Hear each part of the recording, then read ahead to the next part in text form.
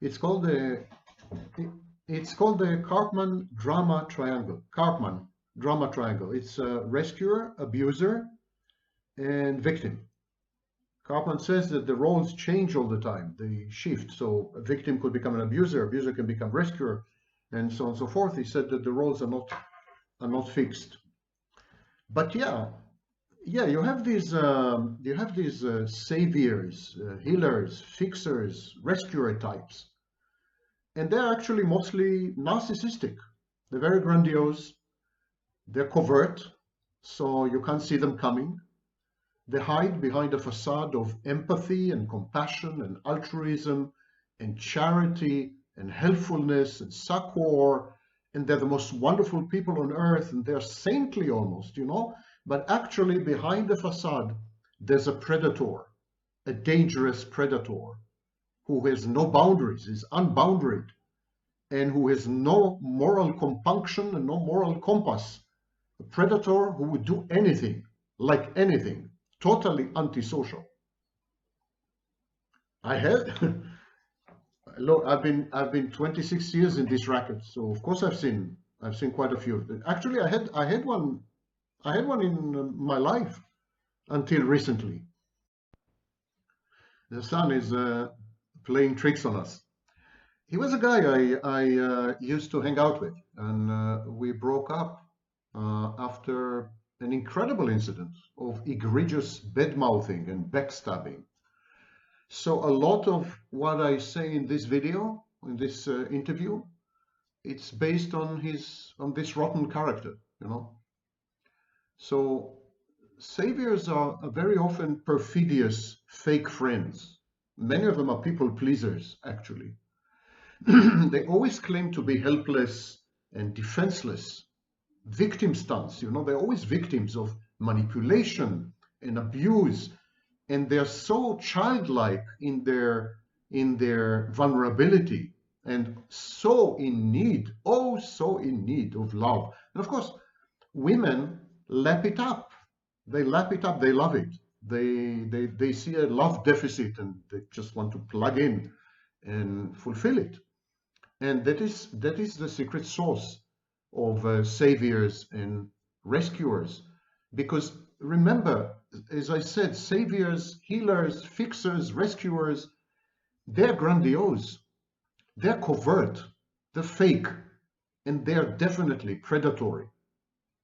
They often move around in couples, like the savior rescuer type would team up with someone who is a lot less fake, someone who is honest, straightforward, no nonsense, doesn't do sweet talk, never pretends, and never lies. And so, in comparison to this backdrop, in comparison to this wingman, the savior or the rescuer appears to be empathic, compassionate, altruistic, loving, caring, even saintly. It's this contrast. They create this contrast.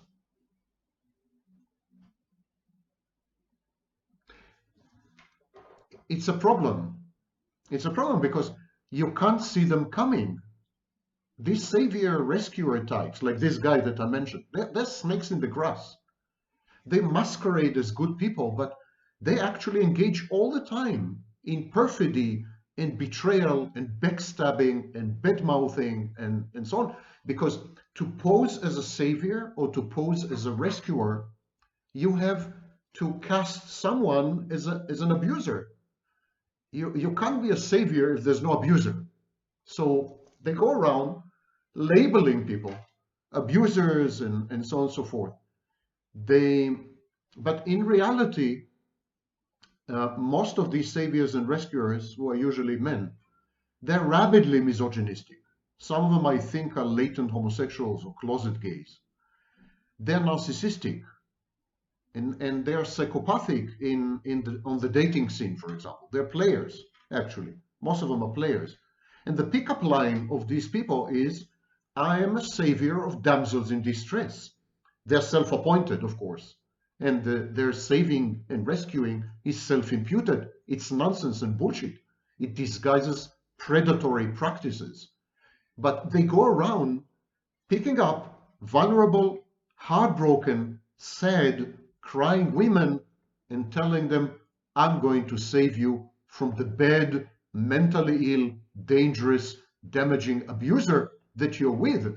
I'm the alternative to the horrors of your relationship. But often, as Cartman correctly observes, it is the savior who is the abuser, not the so-called abuser. Cartman says that these roles are not fixed. They crucially depend on play acting, circumstances, interpersonal dynamics, and so on and so forth. So very often saviors and rescuers are predators and abusers masquerading as saviors and rescuers. So they go to venues where you can find such women. I don't know, bars, dating apps, restaurants, but they home in, they zero in on heartbroken, sad, damaged, crying, devastated, anxious, and depressed women as targets wherever they may be. It could be a dinner. It could be an intimate dinner with friends. This happened to me. This savior type, he picked up a girl at a dinner, you know. These women need to talk. They need to share. They can't be alone. They can't face being alone immediately, for example, after a breakup or after a big fight with a partner. They can't face being alone. They just need to talk, but they end up being prey, sexual or otherwise. The savior or the rescuer just stigmatizes and labels someone as an abuser. They just pick up any guy and they would label him an abuser. It often is actually a friend or a colleague, because these are the easiest, most available targets. So they would go around, they would they would pretend to be your friend, and then they would talk to your wife or to your girlfriend, and they would convince her that you're an abuser and they can save her. They're fake friends. They are seething with envy and resentment owing to deep-set inferiority complex. Saving, rescuing, this operation makes them feel omnipotent, empowers them. You know, they feel godlike. It's mythical. It's almost mythological. It's almost like King Arthur legends. You know, they are the knight on shining armor, and they're saving damsels in distress from the monsters that lurk in relationships. The abuser could be anyone, that's what I'm telling you. That's not the point. Of course, some women are subjected to abuse in relationships, but the savior and rescuer is a predator. He's not really interested in the woman or in her relationship or in her woes or in the problems that she's having or in her state of mind or in the abuser. They couldn't care less. They hate women. Most of them absolutely detest women and hold them in deep contempt. They want to hurt women. They are dangerous, sadistic predators. They're rabid misogynists, as I told you. So they badmouth. Even if you are best friend with them, they badmouth you. They betray your confidences for hours to other people. And of course, being grandiose, they don't realize that their words are reported back to the so-called abuser. For example, this guy and me, I had information from multiple sources about how he's bad-mouthing me and egregiously backstabbing me. I would introduce him to women, and then he would take them aside or fix an appointment with them or have, you know, a date with them, and he would go on and on and on for hours, bad-mouthing me, trying to convince them to not be with me. But I refused to believe it because he was that good at faking. He's a consummate fake. He's been fake all his life, I assume. He had to be fake to survive, you know. Saviors and rescuers attempt to create alliances or coalitions with victims against abusers. But often the abuser is actually not an abuser. So that's what I said. For example, there's a fight. A couple has a fight. The savior would plug himself in and convince the woman that she's being abused. Or there's a breakup. Hours after the breakup, the savior would date that woman and sleep with her. That's the pattern. I call it the predatory three S's. I'm going to save you, I'm going to have sex with you, and then I'm going to scram, and I'm going to scram pretending to be altruistic. So like save, sex, scram, the three S's of the predatory savior and rescuer. I'm going to pretend to save you. I'm going to be your friend. I'm going to be your shelter and refuge and sanctuary and respite. I'm going to be there for you. I'm going to listen to you for hours. And you can cry on my shoulder. I'm going to understand you and accept you. I'm going to calm you down, ameliorate your anxiety and everything. All this in order to end up having sex with you. And then once I've had sex with you and aroused your sympathy and so on, there's a connection. I will scram. I just run away.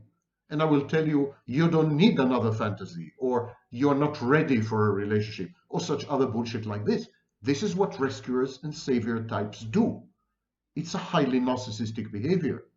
It's selfish, it's egotistical, it's predatory, it's exploitative. It's horrible because it leaves the victim of abuse, if she is indeed a victim of abuse, it leaves her much more broken than before. It leaves her even more devastated. She feels used and re-traumatized second time.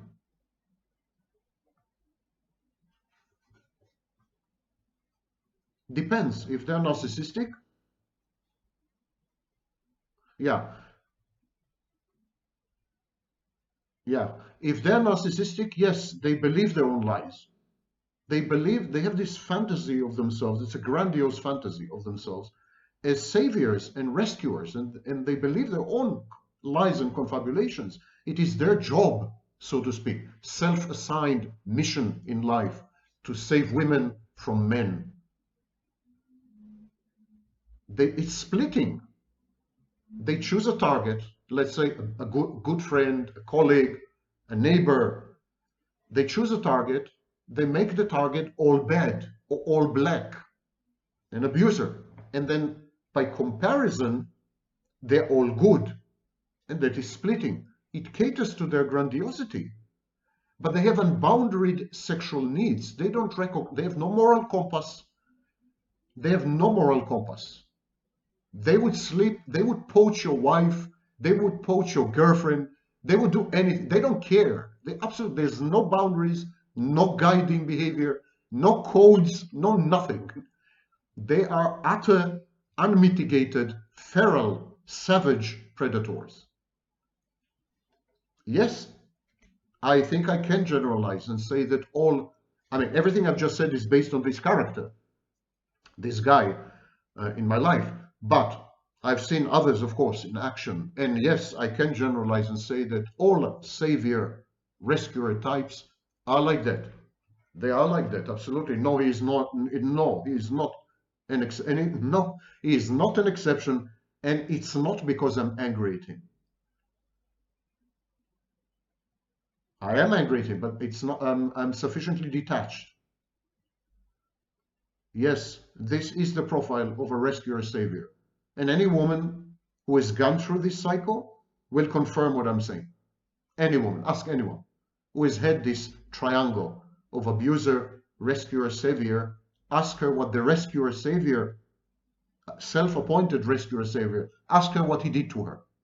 Did he or did he not have sex with her hours after she appealed for help, for example?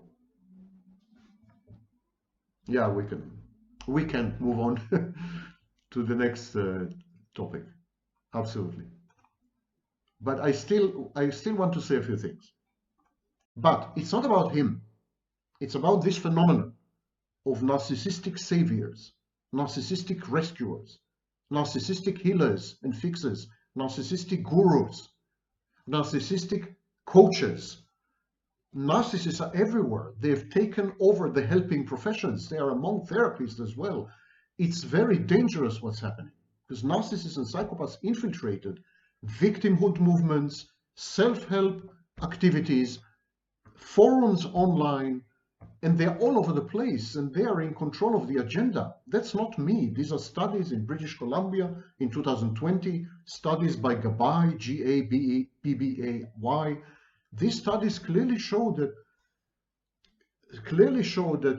victimhood movements, self-help movements are being infiltrated by narcissists and psychopaths, especially covert narcissists. Covert narcissists are the most dangerous in this sense, because again, you can't see them coming. And when they strike, it's sudden, it's disorienting, it's disconcerting, it's destructive. It's a horrible experience. I can tell you from personal experience the last few weeks. It's an absolutely horrible experience, because the sense of betrayal is profound.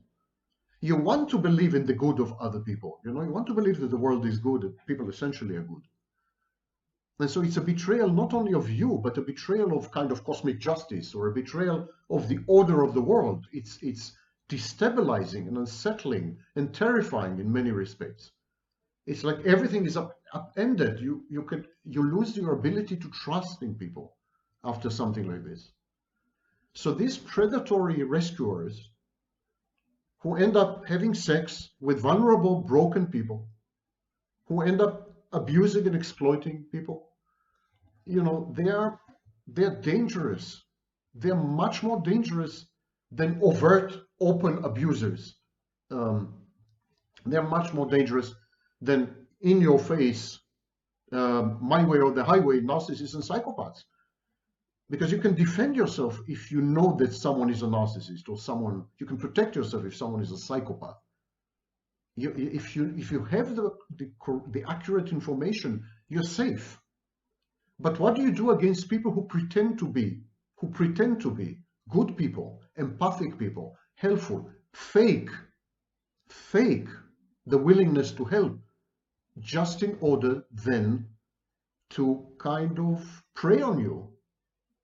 What do you do with such people? As a friend, as a lover, as a spouse? What do you do with such people? That's the issue. And there's no good answer to this. There's no good answer to this, because our current civilization enables such people. It gives them access to all kinds of technologies, empowering technologies. And so their reach is much wider than ever before. The danger cannot be overestimated.